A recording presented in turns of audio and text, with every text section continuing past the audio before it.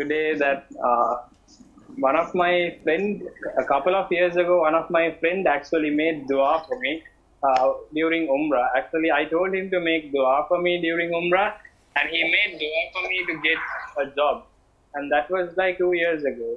And for some reason, after that, I lost that job. And then last year again, my friend, same friend went to Umrah, and I asked him to make the same dua, and it became fulfilled within the next 2 weeks.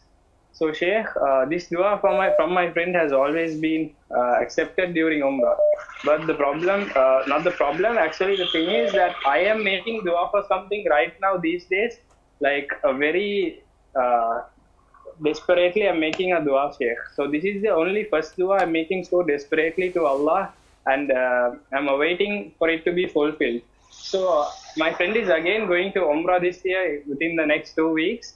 So I feel like I want to ask him to make dua for me, but then at the same time I feel like I want my dua from my Allah to be accepted. So I feel like I don't want to tell him to ask dua again for me. So what is the ruling for this, Sheikh? Should I wait for my dua to be fulfilled? Because I strongly believe that Allah will answer my dua. All right, Jazana wa iyyakum. Thank you, brother. It's an interesting question and quite interesting story. If you have something in mind which is urgent and you want Allah to fulfill it, and you trust that this person or that person's supplication is accepted and Allah answers their dua, go ahead and ask them to pray for you. Ask Allah to fulfill your need if it is good for you. There is no blame upon you.